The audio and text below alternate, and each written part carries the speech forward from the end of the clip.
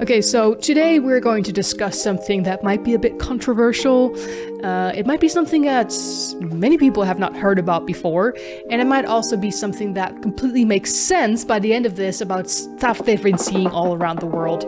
But we're going to talk about Sunday legislation and how there is this global push in politics and in the environmental industries, businesses all over the world to legislate Sunday observance, and to where we even hear people saying, no, we want to enforce and push the Sunday law and legislate morality. And I want to add to this conversation real quick that even though we are discussing a certain religious entity or people's maybe religious opinions, religious flavors or directions, we are not attacking individual people who are sincere, who love Jesus, and who are part of these religious institutions. We are not attacking them. We are just discussing the system, and we are discussing Bible prophecy. But we do not attack. We respect anybody who has a different opinion than us and who is part of this religious entity. So we're going to do something a little bit different today. We've touched on this here and there, but it might be a little bit mysterious to some people yet. We've talked a little bit about the antichrist and the mark of the beast. We've got actually 2 videos on that kind of openly discuss this, but we've talked about 666. We've talked about all these interesting cues in Bible prophecy, but we see the mark of the beast being fulfilled, being not like it's out there already, but being fulfilled, working towards that in today's society and culture and etc. And there's evidence for that. Yeah, it's interesting to kind of dig deep into understanding what's coming. Part of our ministry looks at what's happened in the past. And, let's take a look at a current clip here, what happened recently, something Trump said that kind of caught my attention to thinking about what happened in the past. Mm-hmm. Through your leadership, you embody the values of our Christian faith and love for the gospel. You remind me of the great Roman emperor, Constantine the Great.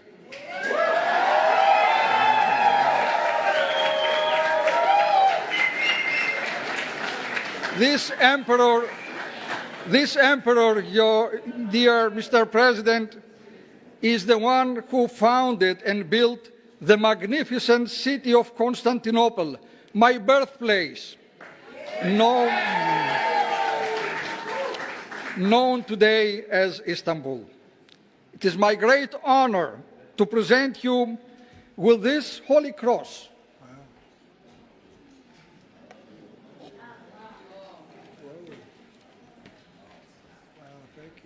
This cross is the very symbol that led this great Roman Emperor Constantine to victory. It kind of goes back to the Milvian Bridge in hoc signo vinces, when Constantine was facing his enemies, and legend has it he held up this cross had a vision of the cross. Right, like there was a cross in the sky, right? Right. And it said something like, under this mark you shall gain victory. Yep. And that's how he became a Christian afterward. Yeah, in hoc signo vinces. Constantine's interesting for a couple of reasons, too. There was, of course, the forgery, the donation of Constantine, which Rome relied upon, allegedly Constantine giving authority to the popes to take over and have authority within the church. And it was discovered by Laurencio Valla as a forgery, and then the church tried to suppress the revelation that it was a forgery in the Index Librorum Prohibitorum. So there's a lot of controversy surrounding Constantine.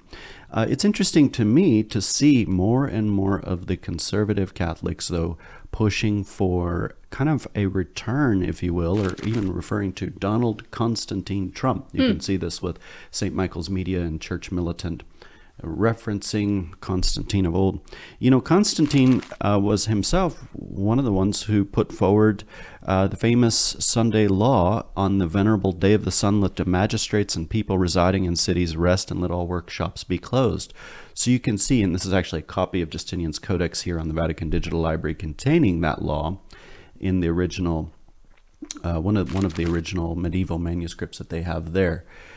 So we can see where Constantine went, uniting church and state on this subject right here, but it's interesting to see how these people reflect a similar push for uniting church and state, and then also bringing about Sunday legislation as well. This is really interesting that you're mentioning this because, yeah, Emperor Constantine, he was a Roman, worshiping pagan gods, and he was used to worshiping the sun, among other things.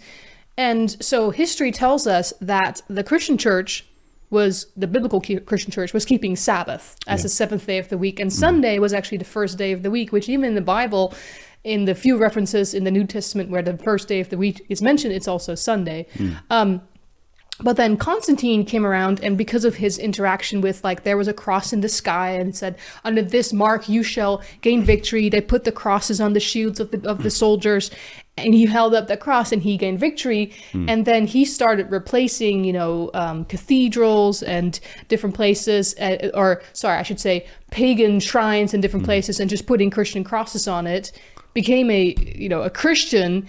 And then when there was still this like hatred for the Jews already back then, the Jews were keeping the Sabbath, but the Christians were also keeping the Sabbath. But then because there was hatred for the Jews, there was hatred for the Sabbath. So that became less popular to keep the Sabbath, and to appease, the pagans and the Christians, he's like, oh, well, we'll just have 2 days of worship, which is Sabbath and Sunday, and then eventually Sunday became more popular and Sabbath kind of disappeared off the map, but it was still in the God's 10 Commandments in Exodus 20. With the word remember attached to it. Exactly. Which was forgotten. But, if we go further here, this was Michael Voris with the Vortex, which was a Catholic show on Church Militant. And you can see long before Trump getting into power for his second term, there was a call here for Trump to kind of be that Constantine and convert to Catholicism. Mr. President, you need to become Catholic, and you need to convert now. About 4 years ago, Church Militant produced a Vortex in the heat of the 2016 campaign, where we compared Donald Trump to Constantine. Constantine, of course, was the eventual sole emperor who defeated Maxentius at the Battle of the Milvian Bridge just north of central Rome on October 28th, 312 AD, which happens to be the same week as this year's election. The victory paved the way for Christianity to be freed from the persecutions and eventually become the religion of the Roman Empire. Contemporary historical accounts of the battle note that the night before the resounding and somewhat unexpected victory, Constantine received a vision where he was told if he would paint the Kairos on his soldiers' shields and breastplates, victory would be his. It's interesting, kind of referencing a sign that you would have victory. And Michael Vorislow has also been calling for the destruction of religious liberty. Take a look at this next clip. Why doesn't God's side have unity? The answer is because from the very beginning of the nation, an error was accepted into the political fabric. The error that people are free to believe whatever they want about God, and that somewhere down the road, this wasn't going to present a massive problem in how the society orders itself. As we said, the snake coiled up under the table. Eventually, sooner or later, it's going to bite you. I don't like this. I don't like the fact that the Pope is doing this. I don't like the fact that there are Pachamama idols set up in St. Peter's. All of this, to me, is apocalyptic. There, I said it. This is apocalyptic. We are seeing religious leaders team up with eco people who are in favor of infanticide and abortion and contraception, team up with credit card companies, team up with social media, team up with China, team up with Joe Biden, team up with Hillary Clinton. All the usual suspects are teaming up. And what alarms me is Pope Francis is on that team. So it's interesting to see another conservative, traditional Catholic, Dr. Taylor Marshall, talking about watching the unity between big business, the Catholic Church, and government.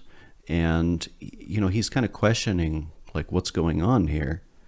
But the Bible reveals that in the last days, there would be a mother church riding a beast in Revelation 17. It also reveals that at the end of time, there would be a beast power that would seek to control buying and selling. And so for us, students of Bible prophecy, this is no surprise. But for Catholicism, many of them are looking at this and like, what's going on? So ultimately, what are these guys pushing for? Here's an example of one of the Christian nationalist influencers who stated the following. The only way to start the return to moral order in this country is by force. It's the only way. It's the only way. It has to be by force, at least for a time. We have to regulate morality by force, at least for a time. It's literally the only solution. What? Why? Yeah. Morals come from the heart, right? Exactly. It comes from the mind. The frontal lobe, which is the frontal part of the brain, is the seat of morality. It's where you make moral decisions for or against. You can't make someone do something, force them, and then say, we've changed your morality. The only thing that the state can mandate is outward civil behavior. Like, that's the only thing that they can actually try and change. They cannot change the heart. And that's part of the problem that these individuals are not recognizing. Sean Feucht is actually on board with the unity of church and state as well. Let's take a look at some of the statements he's made and others. That's why we get called, well, you're a Christian nationalist. You want the kingdom to be the government. Yes. You want God to come and overtake the government. Yes. You want Christians to be the only ones that, yes, we do. We wouldn't be a disciple of Jesus if we didn't believe that. We want God to be in control of everything. We want believers to be the ones writing the laws. Yes, guilty as charged. So we did 2 documentaries about The Chosen, and in both of them we show how Jonathan Rumi says, yeah, I'm a Knights Templar, and Knights Templars are on par with 33rd degree Freemasons according to the Masonic structure, which is the highest level of Freemasonry you can achieve. Freemasons, and I don't want to just throw this out there just like that, but Freemasons do say in their own writings, Morals and Dogmas by Albert Pike, who is a 33rd degree Freemason. He wrote that book, and he says that they worship Lucifer, which is another word for Satan. And so there's an Instagram post by Jonathan Rumi where he's hanging out with him, and they say, oh yeah, we went to this beautiful Templar inaugurational event, and my fellow Templar brothers and sisters, and they're standing in a picture together. Yeah, we had a governor here recently as well who was an advocate of that. Here's an example. Many times it's said that one has to separate church from state. But we have an administration that doesn't believe in that. We have a mayor who you will hear from shortly, who is definitely one of the chosen. I can't separate my belief because I'm an elected official. When I walk with God. Now, I misspoke there. It's not a governor, it's a mayor here. But case in point, we're seeing elected officials who are coming to the conclusion of, no, I cannot separate the two. And so what does that mean on a practical level? It means ultimately that we're going to see individuals impose their beliefs upon others. Now, everybody's familiar with our current Vice President, J.D. Vance. Back in 2022, he presented at the St. Franciscan University of Steubenville. One of the co-presenters at that time was Dr. Chad Pecknold. The conference was put on by Sohrab Ahmari. Sohrab Ahmari used to be the editor, he may still be, for the Catholic Tribune. But in that conference, these were some of the statements put forward. And again, this kind of just reckons back to Constantine for those watching. Dr. Chad Pecknold said the following. In the Catholic vision, the sharing of the common good is precisely the way in which our personal goods are elevated. Sabbath laws are a way of publicly orienting us to God, but also safeguarding the common good of the family. So they're pushing specifically for Sabbath laws or Sunday laws, and he goes on to detail that. But this isn't something that is just limited to him. I mean, some people are probably watching me like, what are you talking about? Is there really that much discussion going on about Sabbath laws today? Yeah, and by Sabbath laws, you mean, like you said, Sunday, Yes. because that's how they see as the Sabbath, not the biblical Sabbath, Friday evening till Saturday evening. They frame it as the quote-unquote Christian Sabbath, but Yeah. biblically it's not. But I started screenshotting actually Sunday law news articles pushing for it and collected about 500 over the past few years. Wow. Over 500. We saw it really spike during COVID because, of course, there was an emergency going on and a lot of excuse to go and create such laws. But let's just take a look at all of the screenshots of some of those articles and also what's being talked about in churches across the United States. So this is something that's being widely discussed.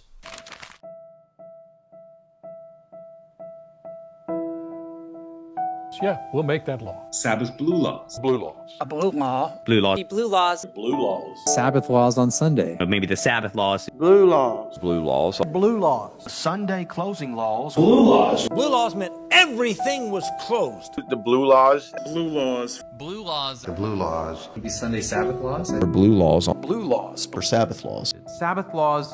Sabbath laws. I remember the blue laws. Stories about the blue laws when These laws are known as blue laws. Blue laws. Blue laws. It used to be this thing like we would impose that on the entire culture. To remember the blue laws. They have the blue law. They were called blue laws. Sunday blue laws. Everything has to stay closed on a Sunday. Germany still has blue laws. So blue laws were Sunday, everything's shut down. Blue laws in America. The idea of blue laws still makes a lot of sense. We had blue laws. Remember the blue laws? Any of you remember reading about that at least? Almost every state had what was called the blue laws. Is everything's closed on Sundays? They still have blue laws on Sundays, so everything's closed. The only way to start the return to moral order in this country is by force. It's the only way. We really need to be really ruthless when it comes to the exercise of power. Okay, so interesting note. Do you know about 1610 and Virginia blue laws? So in 1610, the Virginia colony, the first of the 13 colonies, enacted a blue law that required mandatory attendance at Sunday church services. And then here's the violations that happened. First offense, so the law mandated that all colonists attend both morning and afternoon church services on Sunday. You have to go to church by law.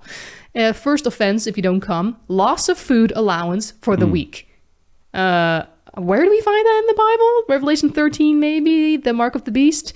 Second offense, loss of food allowance and whipping. Third offense, death. Yeah. I mean, we can't say, oh, well, there's no way the United States is not going to do this when all of this is happening. It's happened in the past. And then we have 1888, where we have another blue law that almost came in like this, a Sunday law. So do you remember how Constantine said, in hoc signo vinces, right? In this sign you will conquer. It's interesting to me to see a sign discussed in the Catechism. So if you go to 2176, it states the celebration of Sunday observes the moral, notice it's moral, not ceremonial, moral commandment inscribed by nature in the human heart to render to God an outward, visible, public, and regular worship as a sign of his universal beneficence to all. Now, in the Catechism here, first off, I find it interesting referencing the sign because in the Bible, in Exodus 31:17, God's sign is the seventh-day Sabbath. But if you go to the citation here for 109 right there, it takes you back to Thomas Aquinas. So I went to the Vatican Digital Library and grabbed the oldest Thomas Aquinas manuscript I could find, the Summa Theologia Secunda Secundae, the barb.lat.792 here. And he goes on to state the following here. Now, notice he's talking about the third precept, not the fourth, because remember, Rome deleted the second commandment and shifted the commandments Yeah, up. the second one meaning you shall not worship any idols, making Right. grave images. Right. So it states here, now the precepts of the Decalogue are, so to speak, first and common principles of the law, and consequently the third precept of the Decalogue describes the exterior worship of God as the sign of a universal boon that concerns all. So he's recognizing the sign here and describing Sunday as that external sign. Well, they also have quotes from the Catholic Church where they say that the Sunday, them changing Sabbath to Sunday, which they admit to, is the mark of their authority. I mean, you can just look this up. There are so many quotes where they say, we changed Sabbath to Sunday. Dies Domini is a classic example from Pope John Paul II, where he talks about the Sacramentum Unitatis, which profoundly marks the Church. And what's interesting about this, though, is that, in the Bible, in Exodus 13:9 and Deuteronomy 6, verses 6 through 8, God's law was to be a sign, and specifically the Sabbath as well, in Exodus 31:17, on your forehead and your thoughts and on your hand, okay, as frontlets between your eyes, right here. So if you have an alternative sign here that's marking your forehead and your hand, I mean, that's apocalyptic. That's right out of Revelation 13 and 14 right there. Yeah, and we have a whole video that discusses in depth, like, what we believe the mark of the beast is, which I think at this point is pretty clear what we're referring to. Yeah. But the scriptures point out that the hand denotes doing something. It's acts, and the forehead is the thoughts. It's where it's actually the forehead is the seat of morality, of worship, of the will. And so if the Bible says in Revelation 13, you will see the mark in the forehead or the hand, you cannot be a believer, a Christian believer who believes, I'm worshiping on Sunday, etc. But you can still act it out as an atheist. If there's a death penalty, a lot of people will take it. I mean, look at what happened in Virginia. And I should say, we're not saying that right now, if you worship on Sunday, you have the mark of the beast. Absolutely not. That's not what prophecy indicates. It's when Sunday is enforced fully and the antichrist power has its power back fully. That's when it becomes the mark of the beast. But not yet. And God is gracious to people who aren't aware of this yet. I mean, I used to worship on Sunday, and I used to be non-denominational Christian before I studied the Bible and discovered the Sabbath and everything. But God says in his word, he winks at our ignorance.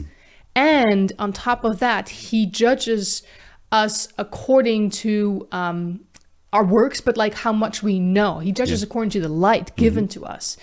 There was a time when the Catholic Church was the only church all over the world, right?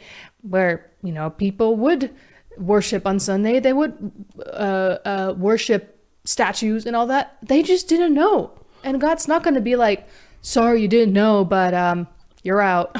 Well, they were certainly the church that, that appeared to be the only one. We know God had his church out in the wilderness. But it's interesting to see, though, how much discussion is trending this direction towards Sunday legislation. Let's take a look at some news articles here. So here's Sohrab Amari writing for Deseret News, where restoring the Sabbath, how Sohrab Amari wants to mend our broken thread of tradition.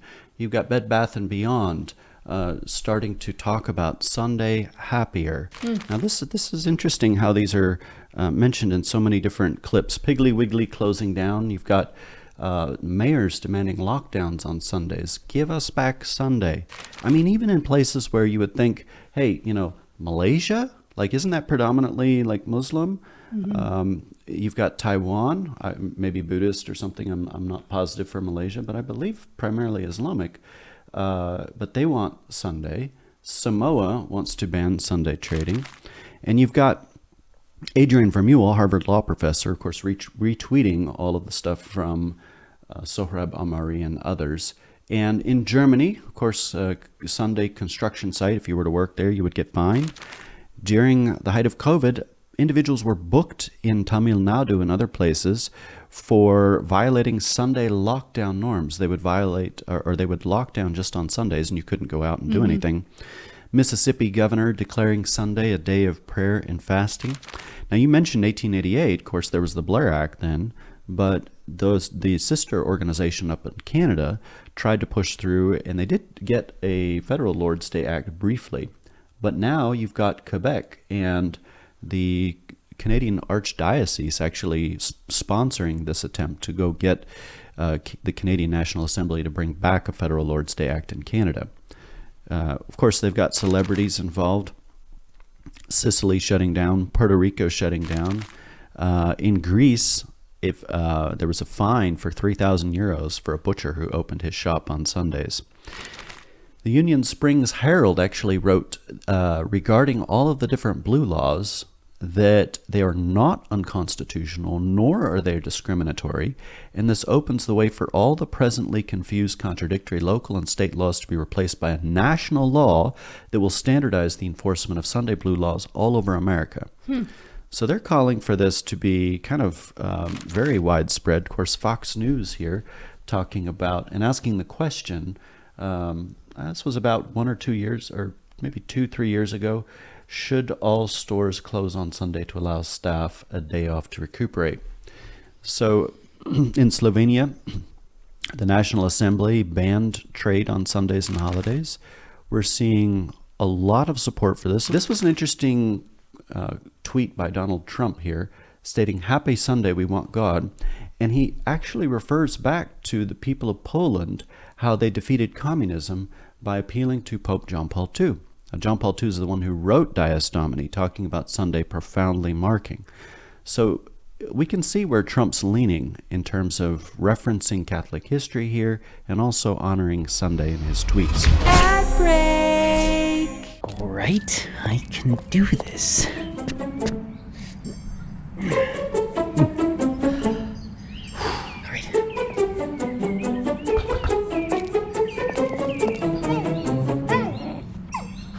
There are conventional ways of sharing the gospel, but some may need a different way of doing things. Never mind. A way that gets the message out with confidence. Wow, cool shirt. What's it mean? Oh, thank you. You know, we're all made with a unique fingerprint, but we're all God's artwork. Wow, where'd you get it? Lightwear. Wear your witness.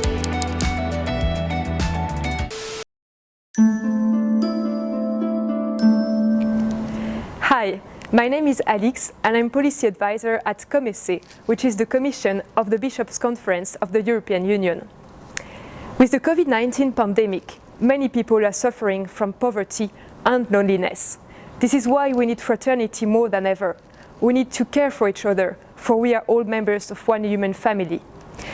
This is why at COMECE we are committed to promote Sunday as a common weekly day of rest in the European Union. A day that gives time for family and spiritual life. A day to experience social friendship and fraternity. I think it sounds good though.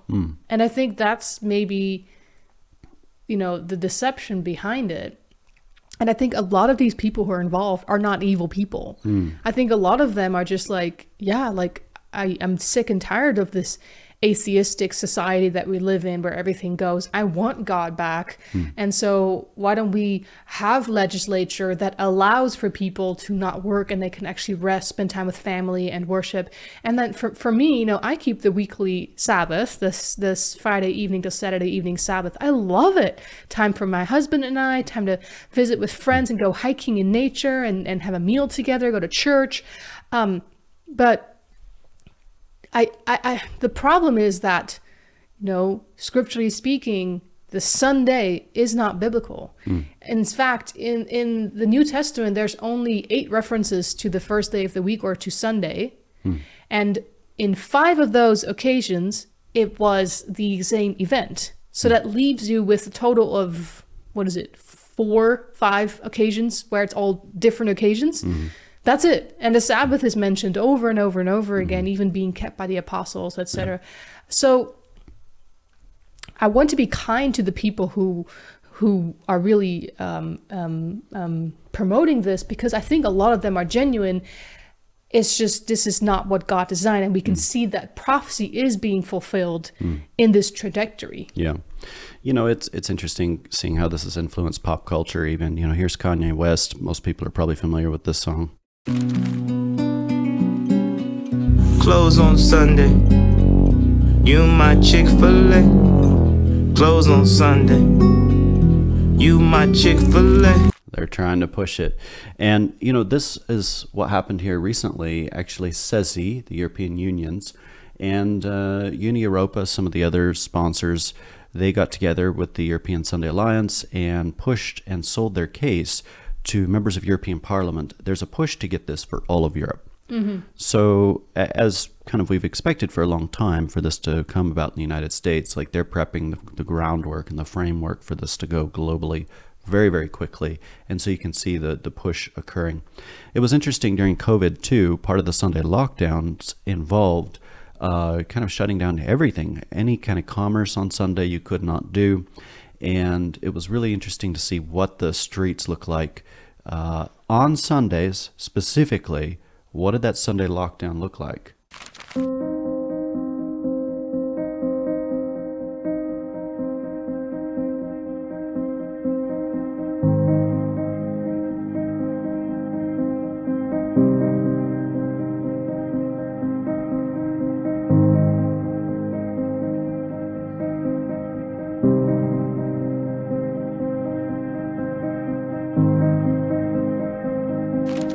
Kind of looks like a ghost town. I remember when COVID happened and there was a call for a lockdown in the area where we live, and it was like one day and I was like quiet as anything. But then soon after, we're in a republic state, it was like everybody's back to normal. But yeah, that's very interesting. And I remember watching a nature documentary that came out after COVID, and they was talking about how during COVID the environment was so much better, which I'm guessing you might be going into that a little bit. I don't know, with the Sunday green Sabbaths and stuff like that are being promoted as the same kind of idea behind this. But this nature documentary was talking about how because of COVID and all the industries were shut down, nature was so much better, the environment was better, and therefore maybe we should have a weekly day off where we don't do anything and we just lock down. And I'm pretty sure that they also suggested Sunday. Yeah, we're seeing this obviously push from multiple angles. Environmental is one of them. One of the big ways, though, is we're seeing the conservatives and Christian nationalism start to call for it. And it's not just the Heritage Foundation with Project 2025. I know we did a video on that. But it's also NatCon. And in their statement of principles, they're calling for it too. And they're talking about it quite a lot in their conferences. Here's Aaron McIntyre. He has a show, a podcast on The Blaze. And let's take a look. The individual worker, who has a large family with many children may be unwilling to devote his entire life to the corporation. The devout Christian may oppose commerce on Sabbath or the practice of usury. Now, Patrick Deneen, who put together America's pre-liberal past and post-liberal future, national conservatism, this was conference 2 right here, also talking about it. Many mandated laws against blasphemy and required observations of the Sabbath. I grew up in Connecticut at a time when there were still things called blue laws, believe it or not. These kinds of mandates on behalf of the common good were common, frequent, and a deep and inherent part of the American tradition. So they're referencing this as something that was very much in our past, as you mentioned, back in like 1610 and other time periods in American history. And there's a call to kind of return back to that. Kevin Roberts with the Heritage Foundation also talked about this pledge that NatCon's pushing for. Called for, quote, restoring to our nation a proper public orientation toward the virtues of patriotism and courage, honor and loyalty, religion and wisdom, congregation and family, man and woman, the Sabbath and the sacred, and reason and justice. Yeah, so he's behind Project 2025, which he said we have a video on as well. Yes. Here is the Sohrab Amari. This is the guy who put on the conference that J.D. Vance went and spoke at back in 2022, Restoring the Nation. That they should be keeping the Sabbath in some significant way. You just published an essay in the Wall Street Journal, I guess an excerpt. What is your message of the Sabbath? I guess I would argue for restoring Sabbath blue laws. So Now, one of the big individuals, and actually I've reached out to him to try and bring him on to some of the shows and channels out there, maybe to come have some dialogue with us. But so far, we haven't gotten acceptance yet, is Stephen Wolfe. Stephen Wolfe has been making the rounds and wrote the book, The Case for the Christian Nationalism, writing in favor of Christian nationalism. And part of the elements that he's pushing for is blasphemy laws, but also Sabbath laws. And he's making a very wide push currently in Christian nationalism. What is blasphemy laws? Well, if you are deemed speaking blasphemies, taking God's name in vain or other, outward offensive language, that you could be prosecuted for that. So let's take a look here. One of them is civil law, and the other one is social customs. So civil law is just something that we're basically ordered to do by the magistrate for our good, and so this is everything from speed limits, and I think also Sabbath laws, and we can get into more on that. We're going to have to, because yeah. You just took people. They were with you with speed limits, but they yeah. lost you on Sabbath laws. Yeah, but we'll come back. That's all right. Sabbath laws. I mean, we haven't got haven't got to blasphemy yet. Blasphemy law. You do what you can so that they can worship God. And the church can administer word and sacrament. And how, in particular, how would you do that?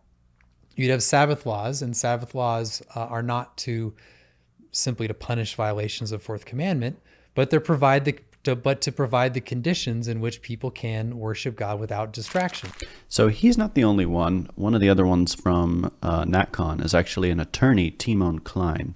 So Timon Klein sat down with Jared Longshore. They're actually pushing for this as well. And then you also want to make it easy for Christians to do Christian things. I mean, that's the main rationale given by courts for Sabbath laws. It is in our tradition, it is historical, but the main thing is we don't want Christians economically on Sundays to be overcome by non-Christians just because they want to worship the Lord, right? That's not a choice they should have to make. We want to make it very easy for and make it clear to everyone which Sabbath we're in favor of. That's the religion we want to be perpetuated. So that's just all over the place. Now, did you catch what he said there? Which Sabbath?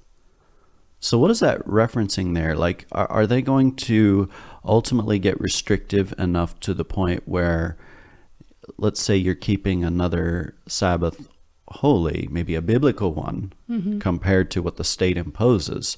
That's not going to be acceptable. I think that there's not much wrong with the first step of this, of like, oh, we're just legislating to make sure that people don't open on Sabbath. I mean, I grew up in the Netherlands where in the beginning we couldn't shop on Sabbath on Sunday, and I was like, yeah, whatever, it doesn't matter. But it's where it progresses and where it's headed towards, as we know in Bible prophecy, and as they're talking about, some of these individuals are saying, yeah, like, we want to legislate morality, and we're going to do it by force. Yeah.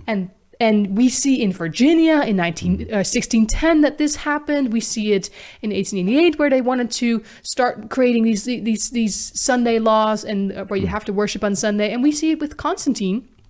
That he's like, yeah, we're gonna do this on a Sunday, and and Christians who were keeping Sabbath were persecuted, including the Waldenses, who were faithful Christians in that time during the Dark Ages and before the Dark Ages even, and they were persecuted. So we know from Bible prophecy that this is how it's going to end up, and Ecclesiastes says history repeats itself.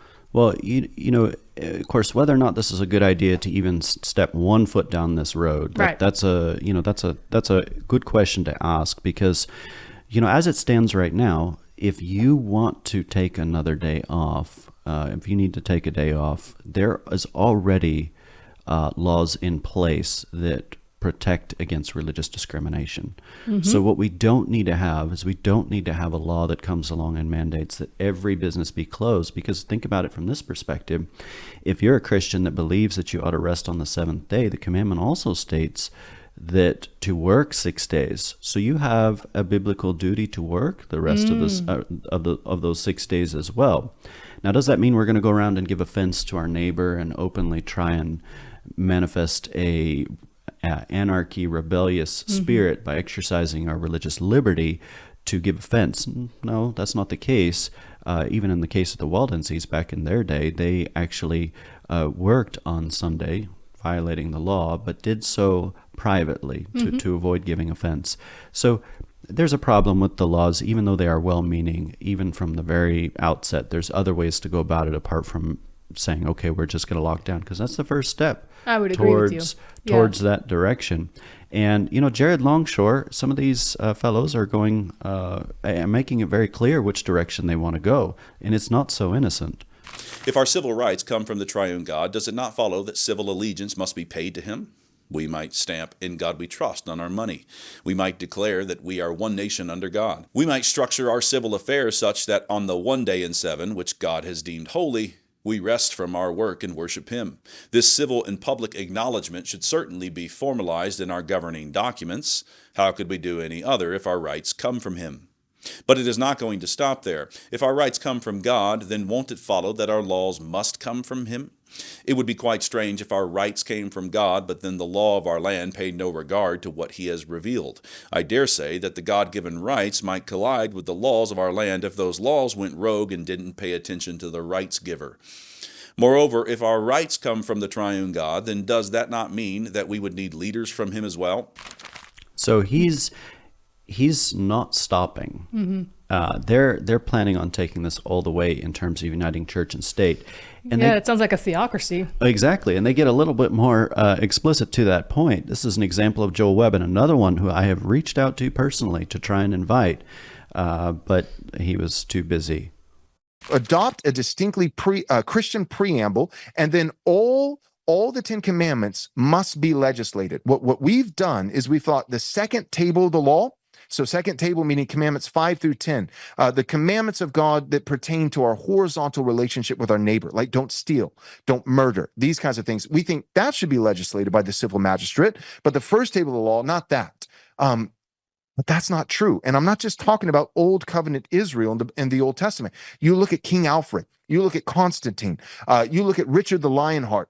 You look at Duke Godfrey, who chopped a Turk in half diagonally with one swing of the sword. These guys, they legislated both tables of the law. That's where all the prosperity comes from, because you can't hang in midair these second table commandments of don't steal from your neighbor apart from have no other gods before me. Idolatry is the fountainhead of the stream. You cannot have an idolatrous people and yet somehow have a moral people. And this goes back to the question of the covenants in Israel's day, and ultimately the new covenant. The one who writes the law on our hearts. It's in Hebrews. Exactly. That's the new covenant. Hebrews 8, to go and write the law on our hearts. That's the job of the Holy Spirit. Mm-hmm.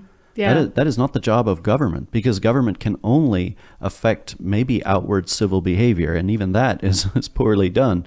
The only one who can change the heart and actually eradicate idolatry is the Holy Spirit. That's right, and that's where God changes our morality on the inside, and not it's just acts. And thinking about the old and new covenant, there's many people who say, well, I'm a new covenant Christian, and therefore I don't keep the old covenant. But if you really study the covenants, it isn't like, oh, the Old Testament has been done away with, or the law has been done away with. I mean, we've done a couple of videos on that, just showing that God's law is still valid today. I've heard pastors say, and I agree with this, I will give you $1 million if you can show me from the Bible that the Sabbath was changed to Sunday. You can't. There's not one verse that indicates that. But, like you said, the new covenant was just to reaffirm the old covenant. And the new covenant in Hebrews is just reaffirming God now writing his laws in our hearts and our minds. He wants us to have that relationship with him. If you think about it too, if you've got a whole nation that's obeying for fear of coercion or for fear of punishment, what you've just done is mandated and inscribed in law a vast amount of hypocrisy for individuals who are obeying for fear as the motivation instead of love. Yep. And so they're not actually obeying at that point. You've just created a whole bunch of hypocrites who on the outward look like they're law-abiding Christians, but on the inward are ravening wolves. Yeah, and I mean, God wants that relationship, like I said, and he wants to have the heart, a renew of the heart, a sanctified heart, which the Bible even refers to the Bible as the thing that sanctifies, that God uses for us to sanctify us. He doesn't want robots, and if he did, he would never have given Adam and Eve the ability to even sin. He would have just been like, no, you're just a bunch of robots that worship me. He doesn't want that. Right. And Joel Webben, here's where he's going with this. First table laws being legislated by a Christian government in a nation, that would be examples like blue laws, being Sabbath laws, which we've had in America in our history.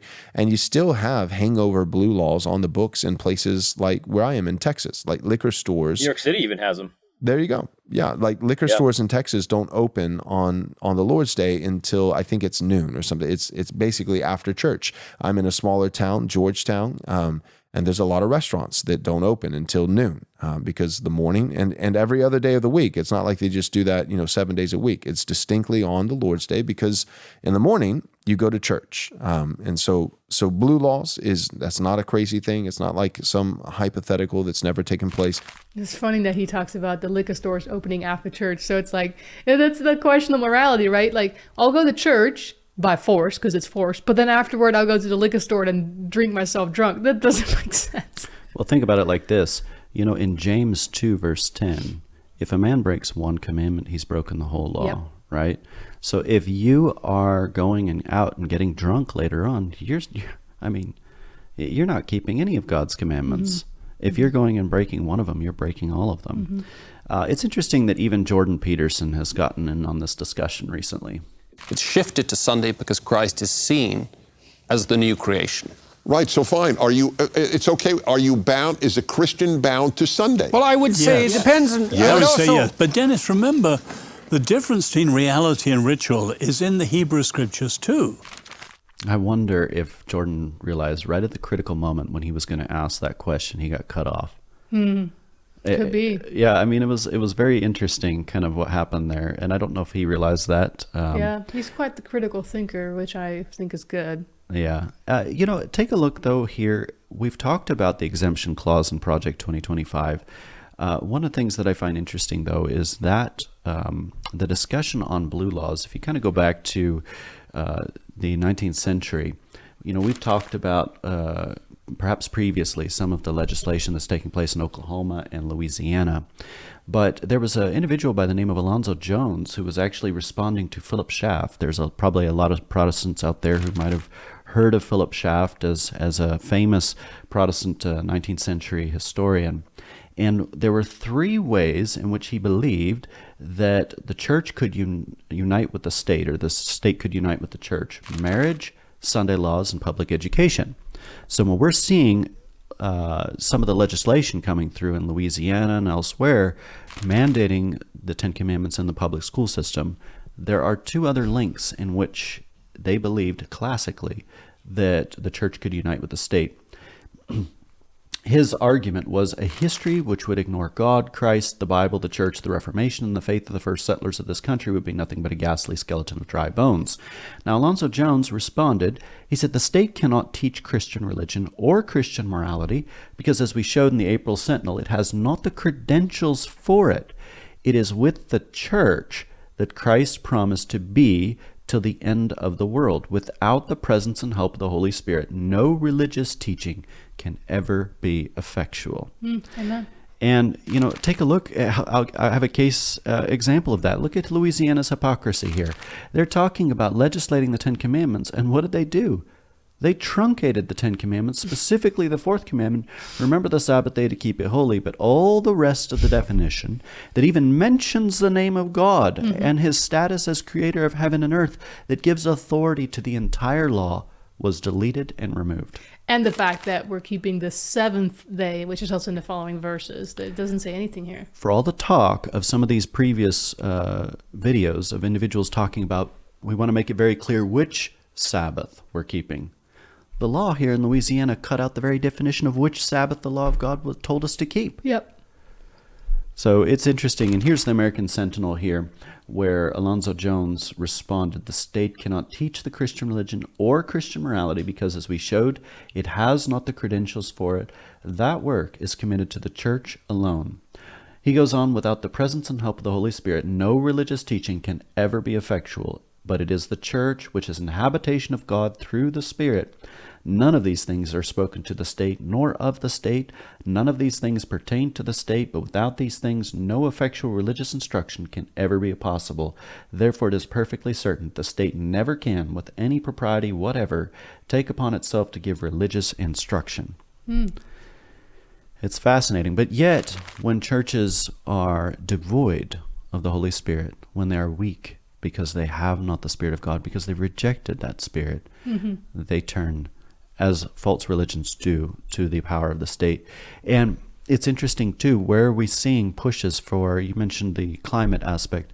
We'll close on this video here as far as where that's coming from. The 2024 G7 Summit in Italy promises to be a pivotal event in shaping a more sustainable future for our planet.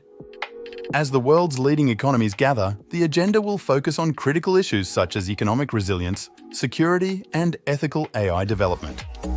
The esteemed participation of Pope Francis will lend a moral voice to discussions on ethical AI development and global cooperation. Italy's diplomatic efforts will advocate for a ceasefire in Gaza and a reduction of tensions in the Middle East conflict. Italy is pushing for an ambitious coal phase-out by 2025, demonstrating its commitment to sustainable energy and environmental stewardship. The Italian presidency will prioritise the defence of the rules-based international system and engagement with developing nations and emerging economies. The summit's agenda will cover critical topics like stability in the Indo-Pacific region, cybersecurity, and the responsible development of artificial intelligence. One of the most significant proposals should be the introduction of a weekly Earth Sabbath to combat climate change and promote environmental stewardship.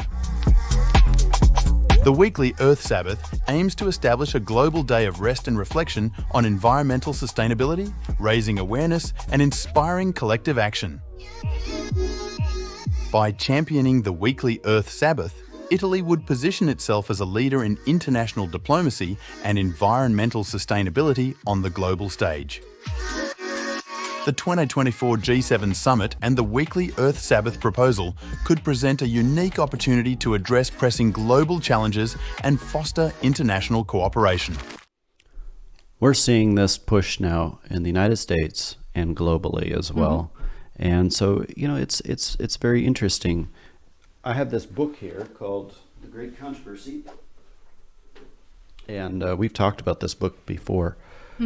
But it talks about the events taking place that we've seen so far, and we've expected this for a very long time. I remember as a kid actually first hearing about this probably, 25 years ago. And all of these events, long before they've taken place, we've expected for a very long time. Because it's in the Bible. Exactly. And it's interesting to see it unfold. If you haven't read this book yet or seen it, it's a fascinating book. I recommend it highly. Yeah, we'll put a link in the description to get a free copy. You can get a physical copy, or you can read it online. But yeah, and also, you know, again, some people might have heard this for the very first time. Like, what are you guys talking about? Like, I'm hearing about all the Sunday stuff, and wow, this is crazy. But where can I find this in the Bible? Well, we have a video on that on our channel about what the mark of the beast is. But before you watch that one, I encourage people at home to watch the one on who the Antichrist power is, because that's kind of a predecessor video to the one on the mark of the beast. So watch the video, who is the Antichrist, then watch the video, links are in the description, for what is the mark of the beast, and then we have a whole bunch of other resources in there as well. You did a couple videos with us before about how the Sabbath has actually been kept throughout history. You've got biblical and historical evidence for that. You've got 2 videos on that. There's tons of resources that we're going to drop in the comments below or in the description below. Yeah, make sure to check it out, and check out James's channel at Biblical Hope and at Heritage and Hope Ministries, where you do regular updates like this. Yeah. If you like this video, like, subscribe, and hit the notification bell so you know when we launch new videos. And drop a comment below, and we'll try to get back to you if we can. What? Say that again. No. No, I don't know what to say.